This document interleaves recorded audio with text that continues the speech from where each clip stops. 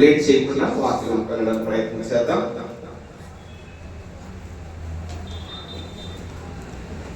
చిన్న ప్రార్థన చేసుకుని వాక్యం వెళ్ళదాం. తలవంచినట్లయితే ప్రార్థన చేసుకుందాం. పరిశుద్ధుడైన తండ్రి, మహాబలుడ, అత్యున్నత సింహాసనపై ఆశీర్వదైన మా గొప్ప తండ్రి, మీకు స్తోత్రమయ్యా. నాయన, ఈ సన్నిధానం చేతులు పెట్టుకుంటున్నాము. దయతో మా మొరాలు పెట్టుకుంటున్నాము. ఈ నూతన సంవత్సరంలో నాయన స్థాయి సన్నిధాన్ని దర్శించడానికి నాకు ఇచ్చినటువంటి అవకాశం బట్టి, ఆవిష్కారాలు బట్టి కూడా మీకు మనసారా చెల్లిస్తున్నాను తండ్రి. అయ్యా, మీ వాక్యాన్ని ఎత్తనేటుండగా మాతో ఉండమని మీ ఆత్మ సాహసం మీదుగా దయచేయమని వేడుకుంటున్నాము. నాయన, నా స్వంత మాటలు కాక నాయన మీ వాక్యము ద్వారా మాట్లాడాలని చెప్తున్నాను తండ్రి. అది వారికి మేలుకరంగాను, ప్రయోజనకరంగాను, ఆశీర్వాదకరంగాను ఉన్నట్లుగా చూపి మాట్లాడుతున్నాను.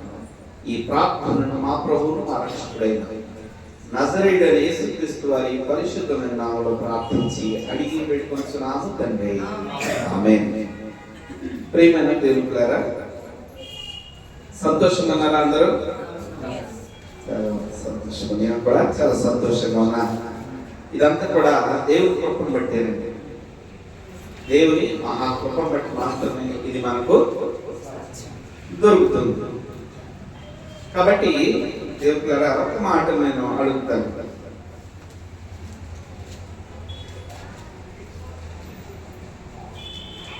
లోపల మనం సంతోషంగా ఉండాలంటే ఏం చేస్తే సంతోషంగా ఉండగలము? దేవుని పిల్లగా ఉంటే, సంతోషంగా ఉంటే. ఎస్, మంచిదే. లోకంలో సంతోషంగా ఉండాలంటే లోక సంబంధమైన అన్ని కూడా మనకు సమృద్ధిగా ఉంటే సంతోషంగా ఉంటాం. మరి లోకాన్ని కోరుకున్నామా, దేవుని కోరుకున్నామా? Very good. నీ ఎంపిక చాలా బాగుంది. మరి దేవుని కోరుకుంటే ఆయన ఎందుకు చాలా భయభక్తులు కలిగి జీవించాల్సిన అవసరం ఉంటుంది. దేవునికి ఏది ఇష్టం లేదో దాన్ని మనం విడిచిపెట్టాల్సిన అవసరం కూడా ఉంటుంది. దేవుడి చాలు అండి, అన్ని మనకి దొరుకుతాయన్న సంగతి మనకు తెలుసు. లూకా సువార్త ఒక మనుషుడికి కావలసింది, ఈ లోకంలో ఉన్నటువంటి ఒక మనుషుడికి కావలసినటువంటి దేవుడు మనకు తెలియజేస్తున్నాడు. లూకా సువార్త 2వ అధ్యాయము 52వ వచనాన్ని మనం చూద్దాం. లూకా సువార్త, యేసు జ్ఞానమునందును వయస్సునందును దేవుని దయయందును మనుషుల దయయందును వర్ధిల్లుచుండెను. మనం ఏమనుకుంటున్నాము? ఈ లోకంలో అన్నీ ఉంటే మనం బాగుంటాము అని అనుకుంటున్నాము. కానీ దేవుని వాక్యం తెలియజేస్తూ ఉంది, జ్ఞానం కావాలి, వయసు కావాలి, దేవుని దయ కావాలి, మనుషుల దయ కూడా కావాలి. ఇవి నీకు ఏం చేస్తున్నాయో నీకు తెలియాలి. వయసు అనేది మనుషులు ఇచ్చేది కాదు, జ్ఞానం అనేది మనుషులు ఇచ్చేది కాదు, దయ అనేది మనుషులు చూపేది కాదు. అది దేవుడి నుండి వస్తే తప్ప. మనుషులు కూడా దయ చూపుతున్నారండి. మధ్యకాలంలో ఎవరికైనా రోడ్డు మీద యాక్సిడెంట్ అయింది అనుకోండి, నాకు ఎందుకు లేదు వెళ్ళిపోతా ఉన్నారు. ఎంతో కొంత దేవుని మనసు ఉన్న వాళ్ళు మాత్రమే ఆగి తమ సహాయం తనకు అవసరమైనదని చేయగలుగుతారు. మనం యేసుక్రీస్తు చెప్పినటువంటి కథలో ఒక విషయంలో ఒక సమరయుడు ఆదరించినట్లుగా ఇద్దరు వ్యక్తులు ఆదరించలేకపోయారు. వారికి దేవుని జ్ఞానం తెలుసు, దేవుని వాక్యం తెలుసు. కానీ వాక్యం తెలియడం ముఖ్యం కాదు, వాక్యము అనుసరించేవాడు ముఖ్యం.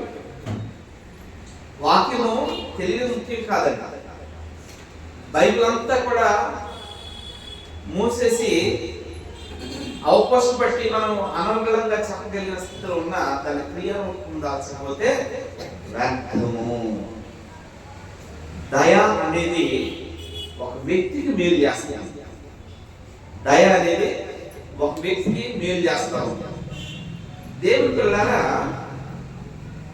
జ్ఞానమును వయసునందును దేవుని దయను మనుషుల దయను కూడా యేసుక్రీస్తు ప్రభువు వర్ధిల్లుతూ ఉన్నాడట, అభివృద్ధి పొందుతూ ఉన్నాడు. ఇక్కడ జ్ఞానం అనే మాటకు వస్తే లోక జ్ఞానం ఉంది, దేవుని జ్ఞానం ఉంది. మనకి రెండింటి మనం సపరేట్ చేసుకుంటే లోక జ్ఞానం ఉంది, దేవుని జ్ఞానం ఉంది. లోక జ్ఞానం గురించి ఆలోచన చేస్తే దేనికరా చదువులు ఉన్నతమైనటువంటి చదువులు చదవడం వలన ప్రతి దాని మీద పట్టు సాగడం వల్ల జ్ఞానం కలుగుతున్నారు. అవునా కదా? ఆ జ్ఞానం ఏం చేస్తుందంటే ఈ లోక సంపాదించుకోవడానికి ప్రయత్నం ఉపయోగపడుతుంది. అవునా కదా? ముఖేష్ అంబానీ గారికి ఇచ్చిన జ్ఞానం పైన సెకండ్స్ ఎలా ఉపయోగించుకోవాలైనా నేర్చుకొని పాటలో అధిపతులు అయిపోయారు. ఇలాంటి చాలా మంది లోక జ్ఞానం వలన లోకంలో ఐశ్వర్యవంతులు గొప్ప గొప్ప పేరు పొందువారు అవుతున్నారు, కానీ వారి జ్ఞానం వారికి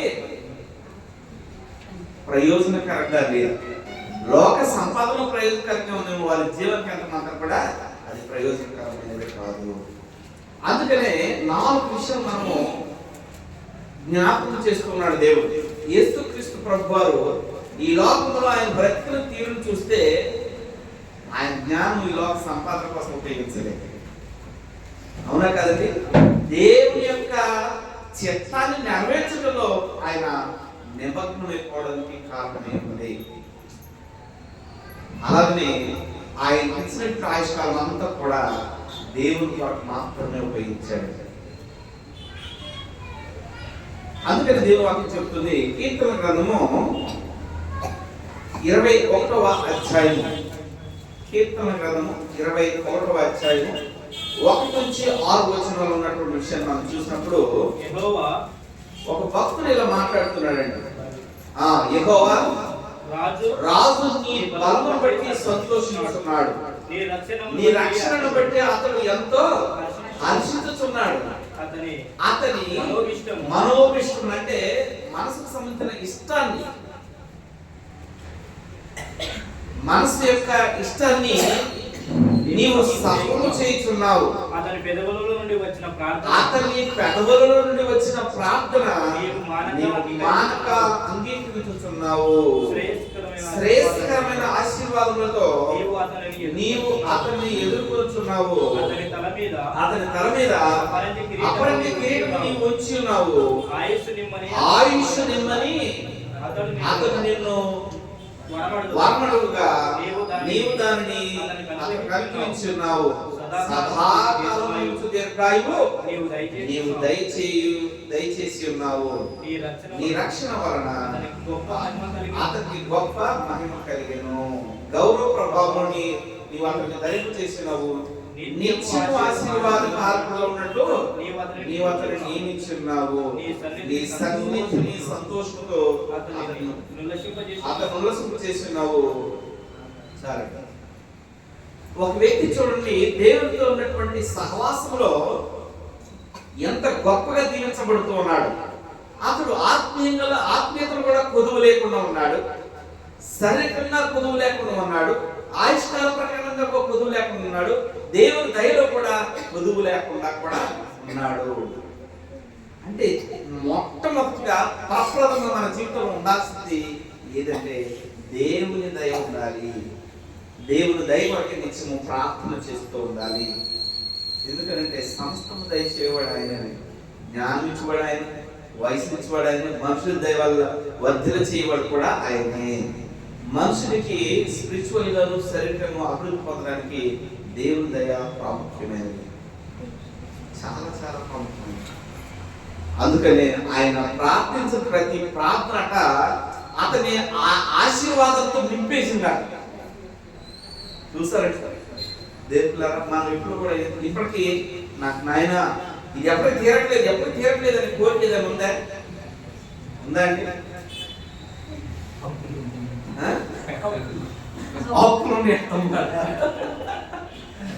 చాలా సంతోషం.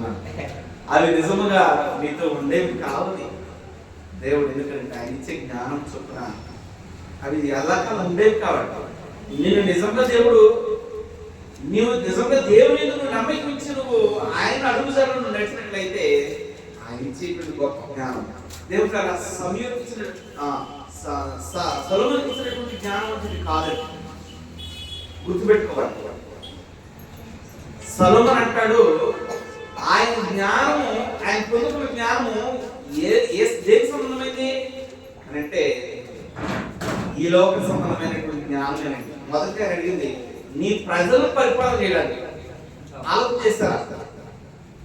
నీ ప్రజలు పరిపాలన చేయడానికి నాకు జ్ఞానము బుద్ధి జ్ఞానం మిమ్మల్ని అడిగాడు.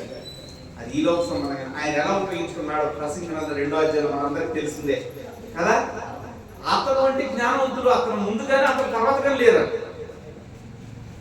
ఎటువంటి జ్ఞానము? ఈ లోక సంబంధం.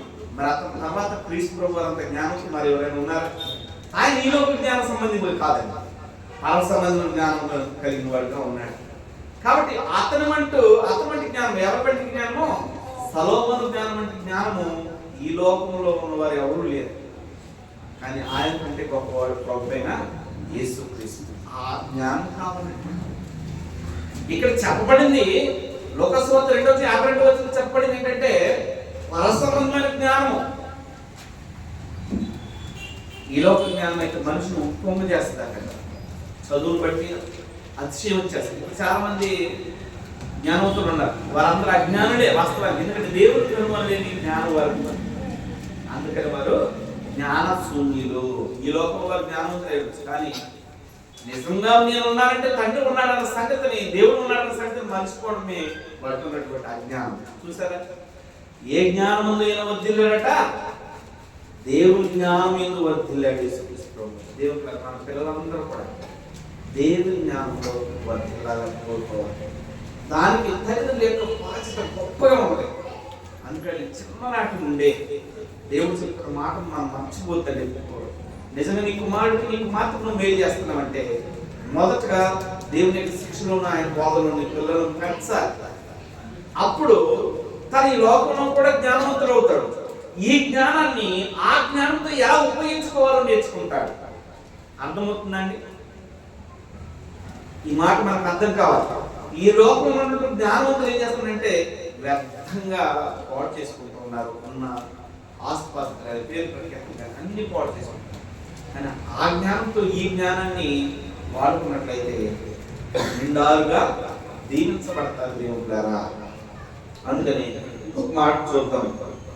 కీర్తన గ్రంథము 147వ అధ్యాయము 5వ వచనం. కీర్తన గ్రంథము 147వ అధ్యాయము 5వ వచనం. మన ప్రభువు గొప్పవాడు, మన ప్రభువు గొప్పవాడు, ఆయన అధిక శక్తి గలవాడు, ఆయన జ్ఞానములకు మితి లేదు. నిజముగా దేవదేవుని యొక్క జ్ఞానానికి మితి లేదండి. దేవదేవుని యొక్క జ్ఞానానికి మితి లేదు. ఇప్పుడు ఒక మాటను ఆలోచన చేద్దాం. ఈ లోకంలో కూడా చాలా గొప్ప జ్ఞానవంతులు ఉన్నారండి, సైంటిస్టులు ఉన్నారండి. భూమి శూన్యంలో వేలాడుతుంది అని చెప్పేసి ఎప్పుడు కనుగొన్నారు వీళ్ళు? ఎప్పుడో ఎవరో ఒక ఆయన కనుగొన్నాడు. కానీ పరిశుద్ధ గ్రంథంలో ఇప్పుడు చిన్న పిల్లలకు కూడా తెలిసిపోతాము. ఆయన గురించి చదువుకోకపోయినా దేవుడు ఆల్రెడీ భూమిని శూన్యంలో వేలాడదీశాడన్న సంగతిని దేవుడు వాక్యము తెలియచేస్తాము. ఇప్పుడు ప్రయాసపడి దేవుడు ఆల్రెడీ ఉంచిన దాన్ని సింపుల్ గా మనం తెలుసుకుంటున్నాము. వాళ్ళు ప్రయాసపడి తెలుసుకున్నారు అంటే వాళ్ళు దానికోసం ఎంత జీవితకాలం వెచ్చించుంటారు. వ్యర్థమే. డబ్బు, ధనము, సమయం అన్ని కూడా మనం ఒక్క మాటలో తెలుసుకుంటూ పోతున్నాం. ఎవరు ఇప్పుడు జ్ఞానవంతులు చెప్పండి? నిజమైన జ్ఞానవంతులు ఎవరండి? మనమే. దేవుడు రాయించిన గ్రంథంలో మాటలను మనం నమ్ముతున్నాం కాబట్టి మనమే నిజమైనటువంటి జ్ఞానవంతులు. ఎందుకంటే మనకు సమయం వృధా అయిపోలేదు, డబ్బు వృధా అయిపోలేదు, వయసు వృధా అయిపోలేదు, ఏది కూడా అవ్వలేదు. కాబట్టి వ్యర్థముగా ఏది మన జీవితంలో పోలేదు. మరి ఈ లోకంలో జ్ఞానవంతుల వారు వ్యర్థంగా సమయం పోయింది, వయసు పోయింది, డబ్బు పోయింది, ఎన్నో పోయింది. అందుకని దేవుడా మితి లేని జ్ఞానవంతులైనటువంటి దేవుడు చెప్పిన మాటలు మనం మనస్ఫూర్తిగా నమ్మాలి అని దేవుడు చెప్తూ ఉన్నాడు. ఎందుకంటే నీకు వయసు ఇచ్చేది ఆయన, జ్ఞానం ఇచ్చేది ఆయనే, దయను చూపేది కూడా ఆయనే. నిన్ను ఆ దయ ఆశీర్వాదాలుగా మారుస్తుందట. మనం ఇందాక చదువుకున్నాం కదా 22వ అధ్యాయంలో కీర్తన గ్రంథం. ఎన్ని రకాలైన దీవెనలు ఆయన ప్రార్థన చేయగానే ఆయన కావలసిన ప్రతిదీ కూడా దేవుడు ఇస్తూ ఉన్నాడు. అందుకనే ఆయన జ్ఞానము ఈ లోక సంబంధం ప్రతి ఆశీర్వాదాన్ని సంపాదించుకోవడానికి కారణం అవుతుంది, ఈ లోక జ్ఞానం కాదండి. అందుకని దేవుడారా, దేవుని జ్ఞానం ఎంత క్షేమకరమైందో. లోక జ్ఞానం గురించి మీ అందరికీ తెలిసింది, అది ఉప్పొంగు చేస్తుంది, ఎదుటి వారికి కూడా నష్టం కలగజేస్తుంది. ఎలాగ వాడిని తీసేయాలని ఉద్దేశం కలిగి ఉంటది, అవునే కదా. దొరకకుండా ఈ వ్యక్తిని ఎలా భూమి మీద నుండి తీసివేయాలి, నా చేతికి మట్టి అంటకుండా, అసలు ఆనవాళ్లే దొరకకుండా, ఆధారాలే దొరకకుండా ఆ వ్యక్తిని ఎలా లేపేసేయాలి అనేటువంటి దానిలో వారి జ్ఞానం ఉపయోగపడతాం. కానీ దేవుని జ్ఞానం యాకోబు రాసిన పత్రికలో మనందరికీ తెలిసింది 3వ అధ్యాయం 17వ వచనంలో. ఇంటికి వెళ్ళాక చదవండి, సమయం వేస్ట్ చేయకుండా. ఇంటికి వెళ్ళిన తర్వాత ఆ జ్ఞానం కావాలని మనం ప్రయాసపడాలి. ఎందుకంటే దేవుని జ్ఞానం ఎప్పుడు కూడా ఎవరికి కూడా ఎంత మాత్రం కూడా కీడు చేయదండి. ఎంత మాత్రం 0% నష్టం, 100% మేలుకరంగా ఉంటుంది. అది చదవని దయచేసి ఎవరు కూడా మర్చిపోవద్దు. ఇంటికి వెళ్ళిన తర్వాత ఖచ్చితంగా ఈ మాటలు చదవండి. యాకోబు రాసిన పత్రిక 3వ అధ్యాయం 17వ వచనం మనం చదివినట్లయితే అదంతా కూడా మేలుకరమైనటువంటి జ్ఞానం, అది పరసంబంధమైన జ్ఞానం, పవిత్రమైన జ్ఞానం. అదే మనుషులకు కావాల్సింది కదా, అదే కావాలి. ఇంకొక మాట చూసినట్లయితే ఆ జ్ఞానాన్ని ఎవరిస్తారట? దేవుడే కదా, దేవుడే ఇస్తాడు. ఈ లోకంలో ఉన్నటువంటి జ్ఞానం ఏమో చదువుకుంటే, ఆల్రెడీ జరిగిపోయినటువంటి సంఘటన చదువుకుంటే మనకు వస్తుంది, కానీ అది మనకి ఎంత మాత్రం కూడా మేలుకరంగా లేదు. అందుకని పర సంబంధమైన జ్ఞానం ఇచ్చేవాడు దేవుడే. అది పరలోక సంబంధమైనటువంటి సంగతుల గురించి తెలియజేస్తుంది, భూ సంబంధమైన విషయాలు కూడా తెలియజేస్తుంది, ఎలా బ్రతకాలో కూడా నేర్పిస్తుంది దేవుడు. అందుకని సామెతల గ్రంథం 3వ అధ్యాయం 3 నుంచి 4 వచనం చూసినప్పుడు దేవుడి మాటలు తెలియజేస్తాడు. ఆయన జ్ఞానం వచ్చిన తర్వాత, బుద్ధి వచ్చిన తర్వాత ఆయన ఈ గ్రంథాన్ని రాశాడు. సామెతల గ్రంథాన్ని, ప్రసంగి గ్రంథాన్ని. వయసు అయిపోయిన తర్వాత, అన్ని నష్టపోయిన తర్వాత, దేవుడికి దూరం అయిన తర్వాత, చక్కని బుద్ధి జ్ఞానాలు వచ్చిన తర్వాత ఆయన అనుభవాల్లో నుండి వచ్చిన మాట, అయ్యా నా జ్ఞానం నాకు ఎంత మాత్రం కూడా ఉపయోగకరంగా లేదు, ఇదిగో దేవుని జ్ఞానాన్ని కలిగి ఉండండి దేవుడు తన ద్వారా రాయించిన సంగతి. 3వ అధ్యాయం 3 నుంచి 4 వచ్చినారు. దయను సత్యమును, దయను సత్యమును ఎన్నడూ నిన్ను విడిచిపోనీయకు. చూడండి దేవుడు ఏమన్నాడు, దయ అనేది నీది కాదు నాది కాదండి, దేవుడిదే. ఒకవేళ నీది నాదైతే మనము ఒక వ్యక్తి కొట్టబడిన వ్యక్తిని మొదటివాడే కాపాడేవాడే. 3 వ్యక్తుల్లో 2 కాపాడలేదు, కానీ 3వ వ్యక్తి కాపాడేది. అంటే అలాగా మనం ఒక పర్సంటేజ్ చూసుకున్నాం. లోకంలో ఎంతమంది అయిపోవట్లేదు, అయ్యో నాకు ఆఫీస్ అయిపోతుంది, అయ్యో నాకు స్కూల్ అయిపోతుంది, అయ్యో ఇది అయిపోతుంది, అదైపోతుంది అని చెప్పేసి కష్టంలో ఉన్నవాడిని ఆదుకోవడానికి కూడా మనసు రావట్లేదు కదండి. పర్వాలేదులే, ఒకవేళ 2 మాటలు పడతాను నేను, ఏమవుతుంది అనే ఆలోచన ఎంతమంది చేస్తున్నారు. నిజంగా ఆ వ్యక్తి సహాయం కొరకు అర్థిస్తూ ఉంటాడండి, అర్థిస్తాడు. ఒకసారి ఏమైందంటే, ఇక్కడ డీలర్స్ దగ్గర చౌరస్తా ఉంది కదా, త్రిబులేట్ దగ్గర ఒక అతను బైక్ మీద వెళ్తా ఉన్నాడు. ఈ లోపు ఆటో వాడు ఏం చేశారంటే వాడిని తప్పించబోయి, అంటే ఓవర్టేక్ చేసేసారు. ఓవర్టేక్ చేసేసరికి మనోడు కన్ఫ్యూజ్ అయ్యి బండిని అంత స్పీడ్లో గుద్దేసేసరికి అతను మోకాలు బోన్ బయటకు వచ్చేసింది.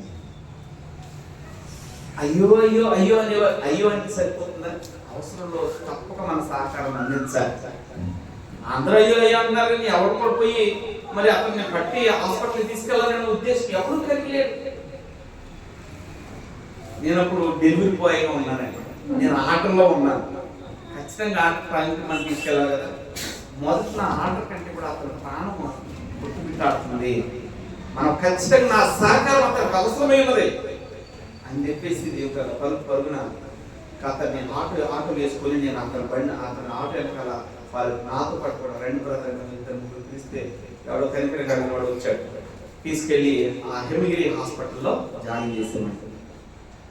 జాయిన్ చేసిన తర్వాత వాళ్ళ ఫ్యామిలీ మెంబర్స్కి ఇన్ఫార్మ్ చేసిన తర్వాత నేను వెళ్ళాను. వెళ్ళిన తర్వాత ఆ ఆటో చేసిన ఆయన నన్ను తిట్టేశాడు. తిట్టేసిన తయా ఇదిగో ఈ కారణం చేత నేను ఆగిపోవాల్సి వచ్చింది అంటే అప్పుడు కొంచెం నెమ్మది కలిగింది. కొట్టలేదు, నన్నేమో ఇదో నిలబడి కొట్టలేదు కదా, ఒక 2 మాటలు పడ్డాను. అయితే ఏమో నాకు నష్టం కలిగిందా? కానీ అప్పుడు మనకు మేలు కలిగింది. దేవుడు దారిలో ఎన్నో మనం చూస్తూ ఉంటాం. ఖచ్చితంగా నీ అవసరం అక్కడ ఉంది, ఎంత మాత్రం కూడా దాటుకోమాక. ఏదో ఒక రోజు ఒకవేళ మనకు కూడా ఎటువంటి అవసరం వచ్చినప్పుడు మనం కూడా అలాగనే కోరుకుంటాము. అందుకని మాకు మనుషులు నీకు ఏం చేయాలనుకుంటున్నావో అది నువ్వు వారికి చెయ్యి. నువ్వు అది చేస్తున్నావు అంటే నువ్వు అది దాచుకుంటున్నప్పుడు ధర్మం అది రేపు రోజు నీకు అది ఎదురు వస్తుంది, అది నీకు సహాయం. అందుకని మనుషులు ఏది ఇస్తున్నావు అదే కోయి కదండి. నువ్వు ధైర్యం ఇస్తావా? ఖచ్చితంగా నువ్వు ధైర్యం పొందుతావు. నువ్వు కఠినత్వాన్ని ఇస్తావా? నీకు ఖచ్చితంగా కరికలనే ఎంచుకొచ్చి కలుగు. అందుకని దేవుని వాక్యం చెబుతుంది మనుషులకు అవసరమైంది 4 విషయాలు. వయసులో వర్తిల్లాలి, ఎటువంటి అనారోగ్య పరిస్థితులు రాకుండా ఆయుష్కాలు ఇచ్చేవాడు దేవుడే, ఆరోగ్యం ఇచ్చేవాడు దేవుడే, నీ రాకపోకలు ఎందుకు కాపాడేవాడు దేవుడే, నిరంతరం తన కనుపాపలే కాచే దేవుడు. ఆయుష్కాలం వయసునందును దేవుడు వర్ధన చేయవాడు ఆయనే. అందుకని నీవు పుట్టిన దినం మొదలుకొని మరణించే దినం వరకు కూడా ఆయన కాపుదల కావాలని కోరుకో. దీర్ఘాయువును సుఖ జీవిత గడుపు సంవత్సరం దయచేయమని దేవుని అడగాలి. ఆ భక్తులు అడిగితే దేవుడు అతను దీవించలేదా? ఆయుష్ను అతను అడగగా అతను దీర్ఘాయు చేత నింపేశాడు. జ్ఞానం అడగగా అసంబంధమైనటువంటి క్షేమకరమైనటువంటి మేలుకరమైనటువంటి ధైర్యమైనటువంటి జ్ఞానాన్ని దేవుడు ఇచ్చాడు. అందుకని ఇప్పుడు మాటలు చూసుకొని మనము ముగింపు ప్రయత్నం చేద్దాం. 2వ రాజుల గ్రంథం 13వ వచనం. 2వ రాజుల గ్రంథము 13వ అధ్యాయము 23వ వచనం మనం చూసినట్లయితే యెహోవా వారి మీద జాలిపడి వారి యందు దయించి 13వ అధ్యాయం 2వ రాజుల గ్రంథము 13వ అధ్యాయము 23వ వచనం. యెహోవా వారి మీద జాలిపడి వారి యందు దయవుంచి అబ్రహాము ఇస్సాకు యాకోబులతో తాను చేసిన నిబంధనను బట్టి వారి యందు లక్ష్యము నిలిపెను. దేవుని గొప్ప చూడండి, దేవుని దయ చూడండి, ఎన్ని తరాలను జ్ఞాపకం చేసుకుంది. దేవుని దయ ఎన్ని తరాలను జ్ఞాపకం చేసుకుంది.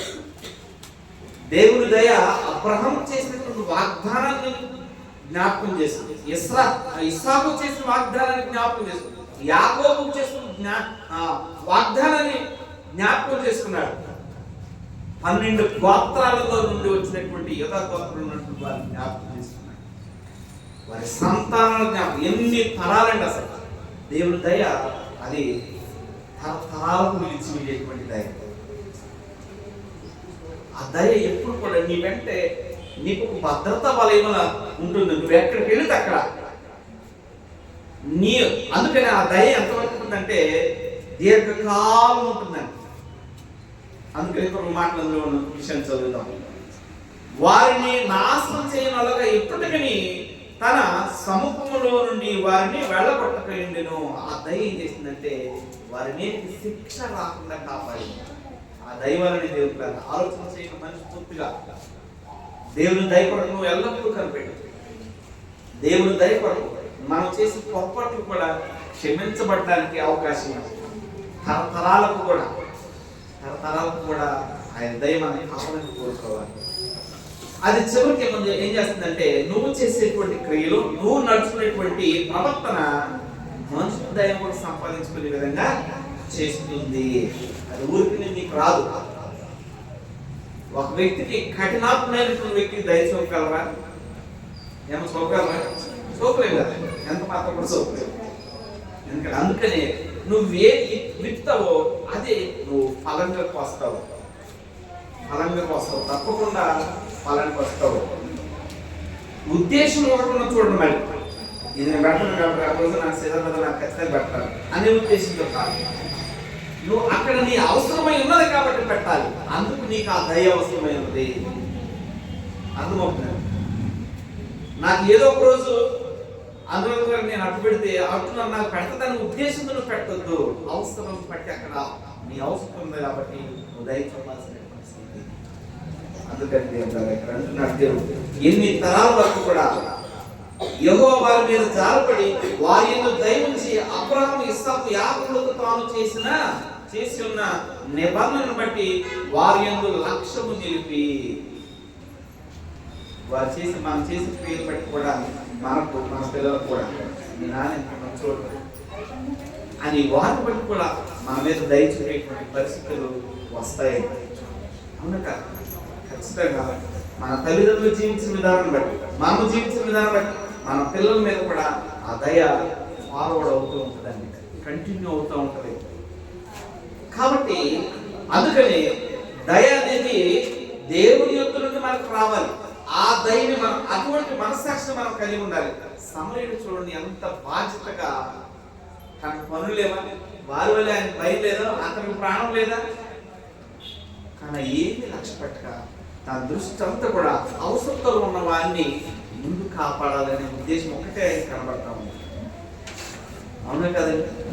మరి అక్కడ తీసుకెళ్ళి ఆ పూటకూర వాళ్ళ ఇంట్లో ఆయన అప్పగించేసి డబ్బులు కట్టాల్సిన అవసరం ఏముంది? అందుకని ఆ సమయాన్ని బట్టి ఒకవేళ నువ్వు ఏమైనా ధనాన్ని వెచ్చించాల్సి వస్తే కూడా వెనకాడ మాకు నీ తాహతను బట్టి కొంతైనా హెల్ప్ చేయడానికి ప్రయత్నం చేయాలి. ఎందుకంటే మనం అడుగుతాం కదండి, కష్టకాలం అయ్యా నాకు ఇది దయచేయాలి. నువ్వు దయ చూపున పడిగి నీవు ఆ దయ పొందుకునే అర్హత నీకు ఎక్కడున్నా అసలు? నువ్వు ప్రేమ చూపున పడివి, నీకు ఆ ప్రేమను అడిగే అర్హత ఎక్కడుంది నీకు? అవునా కాదండి? ఖచ్చితంగా మనము చూపి అది అడిగినట్లయితే రెట్టింపు ఆశీర్వాదం దేవుడు ఖచ్చితంగా ఇస్తాడు. చివరి మాట చూసుకొని మనకు కీర్తన గ్రంథము 106వ అధ్యాయము 4 నుంచి 5 వచనాలు. కీర్తన గ్రంథము 106వ అధ్యాయము. యెహోవా నీవు ఏర్పరచుకున్న వారి క్షేమము నేను చూచుచు నీ జనులకు కలుగు సంతోషమును బట్టి నేను సంతోషించుచు నీ స్వాస్థమైన వారితో కూడి కొనియాడునట్లు నీ ప్రజల యందు నీకున్న దయ చొప్పున నన్ను జ్ఞాపకమునకు తెచ్చుకొనుము. నాకు దర్శనమిచ్చి నన్ను రక్షించుము. చూడండి, ఒక భక్తులు ఎంత గొప్పగా దేవుణ్ణి అడుగుతున్నారు. ఏనాడైనా మీ జీవితాలలో ఇలా అడిగిన స్థితి ఉన్నదా? మనం క్రైస్తవులే కదా, మన యందు దయ ఎలా ఉండాలంటే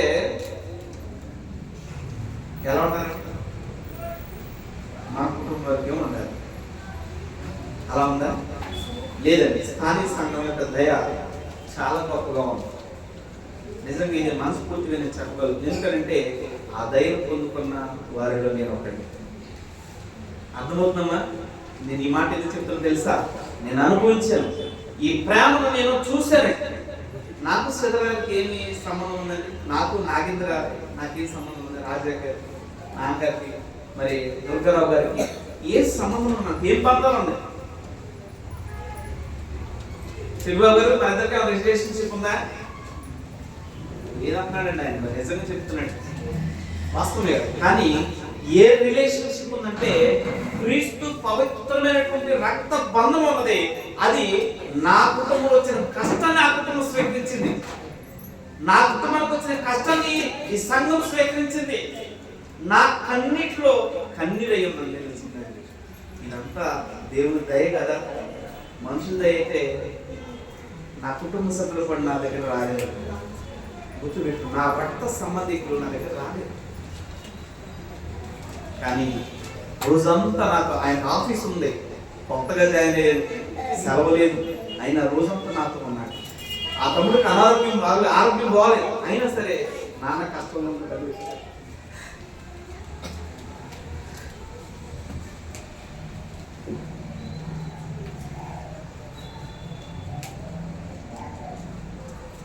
నిజంగా నా దుఃఖ సమయంలో దేవుని దయ మీ అందరి రూపంలో నాకెంతగానో ధైర్యం నింపింది. నేను వచ్చినప్పుడు నా సోదరులతో పంచుకున్నా, నా ఆనందాన్ని చూసి వాళ్ళు ఎంత సంతోషపడుతున్నారు. నేను దుఃఖించినప్పుడు వాళ్ళు దుఃఖించారు, నేను సంతోషంగా ఉన్నప్పుడు వాళ్ళు సంతోషించారు. ఇదంతా దేవుని దయ కాదా? క్షమించండి. ఎందుకంటే నేను ఎదుర్కొన్న పరిస్థితులు సామాన్యమైనవి కావు. మానసికంగా కృంగిపోయినటువంటి స్థితిలో నా దేవుడు నన్ను లేవనెత్తిన వాడుగా ఉన్నాడు. నేను కూడా నా దేవుడు నాకు నేర్పించిన మాట ఏంటంటే, ఎవరైతే మనకు సంఘానికి వస్తూ ఉన్నారో లేదా నాకు పరిచయమేరో వారందరూ నా కుటుంబం. నేను ఆ కుటుంబంలో వ్యక్తిగా నన్ను చేసేసాడు. ఆ కుటుంబంలో ఏదైనా కష్టం వస్తే నన్ను నిలబడమని నాకు నేర్పించిన దేవుడు. అది నేను కలిగి ఉంటాను. అర్ధరాత్రిలో కాదు, నాకు 24/7 ఎప్పుడు ఎవరి నుంచి కాల్ వస్తే నేను ఆందోళన పెట్టుకుంటానండి. నా భార్య కష్టపడితే నేను ఆ టైంలో లేచి వెళ్ళనా? పెడతాను కదా, ఖచ్చితంగా పెడతాను. సాకులు చెప్పను, నేను సాకులు వెళ్తాను, ఆతృతగా పెడతాను నేను. అలాగే ఎవరికి ఏ కష్టం ఉందన్నా మనం నిలబడగలుగుతున్నామా? మన ద్వారా దేవుడు నిలబడుతూ ఉన్నాడు. అది నీతి కాదు, మనుషులకు కాదు. అందుకని మనుషుల దయ అని అంటే మనుషుడికి కాదు, అది పరమందున్నటువంటి దేవదేవుడు ఆయన స్వయంగా మన మధ్యకు రాడు కాబట్టి మనుషుల్లో ఆయన కనపరుస్తూ ఉన్నాడంట. అదేంటి ఆ ఆదరణ, ఆ దయ ఎంత గొప్పగా ఉంటుందంటే ఒక మనిషిని నీళ్ల మీద తేలి ఆడినట్లుగా చేస్తుంది, గాలిలో తేలినట్లుగా చేస్తాం. అంత బలం వస్తూ ఉందండి. బిడ్డ ఎలా ఉన్నాడు, కుమారుడు ఎలా ఉన్నాడు అని అడుగుతున్నప్పుడు నా మాటలో నాకెంతో సంతోషం. నాకు ఇంతమంది దేవుడు నాకు ఇచ్చాడు అన్నంత సంతోషం నాకు నిండుగా ఉన్నదండి. నేను అధైర్యపడాలని నిజంగా చెప్తున్నాను. దేవుని కృప, ఆయన దయ తరతరాలకు కొనసాగుతూ ఉంటుందండి. ఎక్కడ అబ్రహాము, ఎక్కడ యెహోరాము, అవునా కదండి? ఎన్ని తరాల వరకు దేవుని దయ జ్ఞాపకం చేసుకుంటూ ఉన్నాడు. అందుకని మనుషుల దయ కూడా కావాలి దేవుడు. అందుకని ప్రభు గురించి దేవుని వాక్యం ఏం చెప్తుంది? యేసు జ్ఞానమును వయసును దేవుడైనను మనుషులైనను వర్ధిల్లుచు ఉండాలి. దేనిలో వర్ధిల్లాలి? మనము వీటిలో వర్ధిల్లాలి. ఆస్తులు పెంచుకున్నట్లు కాదు, మనం అంటే మనస్సాక్షి ఇన్వాల్వ్ అయ్యేదాన్ని బట్టి ఉంటుంది. ముఖేష్ అంబానీ గారికి క్షణాలను ఎలా ఉపయోగించుకుని జ్ఞానంతో సంపాదించుకుంటున్నారు.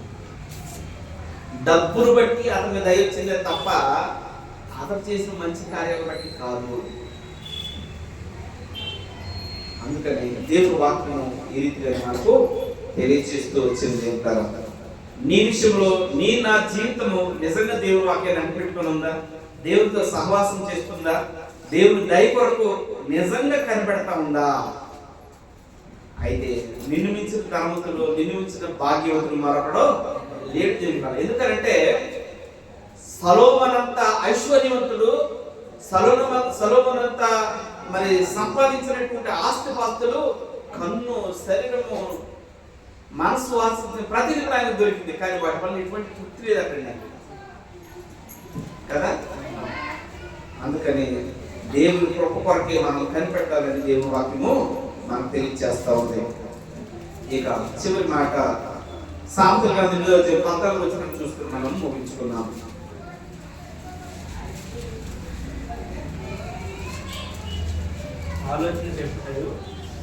ఆలోచన చెప్పుటయు లెస్సైన జ్ఞానం ఇచ్చుటయు నా వశము, జ్ఞానాధారము నేనే, పరాక్రమము నాదే. అంటే అంతా నాదే అంటున్నాడంటే నీదేముంది? మరి ఇక్కడ ఏమనుందండి? నీది నాది ఏమి లేదు అని చెప్పడానికి దేవుడు చెప్తున్నాడు. ఏది నీకు వచ్చినా అది నా నుండే నీకు వచ్చింది. కానీ మనుషులు ఒప్పుకోడు, కానీ దేవుడి పిల్లలమైన మనం ఒప్పుకోవాలి. ఖచ్చితంగా ఒప్పుకున్నామా? మనకు ఆయుష్కాలం ఈ రోజున మహేష్ ప్రీతం బర్త్డే ఎన్నో సంవత్సరాలు? 13 అయిపోయింది. మరి 13 సంవత్సరాల పాటు ఎవరు దైవం? తండ్రి కాపాడారు, తల్లి కాపాడిందా? ఎవరు కాపాడతారండి? ఆయన స్కూల్కి వెళ్ళినప్పుడు వాళ్ళ అమ్మ ఆయనతో ఉందా? వాళ్ళ డాడీ ఆయనతో ఉన్నాడా? ఎవరితో మన పనుల మీద మనం వెళ్ళిపోతాం. కానీ తండ్రికి దేవుని కాపుదల, తల్లికి దేవుని కాపుదల, తన కుమార్తెకు దేవుని కాపుదల, తన కుమారుడికి దేవుని కాపుదల. ఎక్కడున్నా సరే ఆయన కాపుదల కావాలని కోరుకుంటుంది. అయ్యా నా బిడ్డతో నేను లేని, అవును కదా శ్రీధర్ గారు, నా బిడ్డతో నేను లేదు, ఇప్పుడు నా భార్య బిడ్డతో నేను ఉన్నానా? లేదు కదా. అక్కడ ఏం సంభవించినా నేను కాపాడగలనా? నా దేవుడే కాపాడాలి, మన తండ్రి అయిన దేవుడే కాపాడాలి.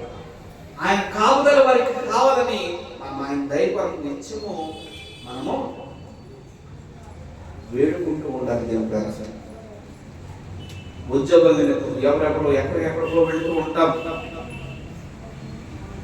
అదంతా కూడా దేవుని కృపవల్లే కదా నాకు దొరుకుతున్నది. నా దేవుని పిల్లలు, ఇదిగోనైనా నేను పంటలు పెడుతున్నాను, నీ దయ నేను పైన ఉంచు అని దేవుని అడగాలి. ఇదిగోనైనా నేను ప్రయాణం చేస్తున్నాను, ఇదిగో నాతో నీ దయ నుంచి నీ కాపుదల ఉంచు. ఈ రీతిగా దేవునితో సహవాసాన్ని బాగా పెంచుకోవాలి. దేవుని దయ ఏం చేస్తుందంటే వయసునందును జ్ఞానమందును మనుషుల దయను కూడా నిన్ను వర్ధిల్ల చేస్తూ ఉంది. తన దాసుడైనటువంటి ఆయన దేవుణ్ణి అడిగాడండి, ప్రతిదీ కూడా దేవుని అడుగుతూ వచ్చాడు. కాబట్టి ఆయన ఏది కొదువు లేనంతగా దేవుడు ఇస్తూ వచ్చాడు. కాబట్టి అట్టి కృప, అట్టి దీవెనలో ఈరోజు బర్త్డే జరుపుకున్నట్టు మహేష్ ప్రీతకి, వారి కుటుంబానికి, కూడి వచ్చిన దేవునికి అందరికీ మెండుగా దయచేయును గాక. ఆమేన్. ఇంత ఓపికలు మీ అందరూ కూడా క్రీస్తు పరిశుద్ధులైన వాళ్ళని అబోధిక వందనాలు తెలియజేసుకున్నాను. ఈ అవకాశం ఇచ్చినటువంటి మరి దేవుని దాసులు, నా సహోదరులు శ్రీధర్ గారికి, వారి కుటుంబానికి ప్రత్యేకమైనటువంటి తెలియజేస్తూ నా మాటలు ముగిస్తూ ఉన్నాను. దేవుడి కృప అందరికీ తోడైండును గాక. ఆమేన్. అందరికీ వందనాలు.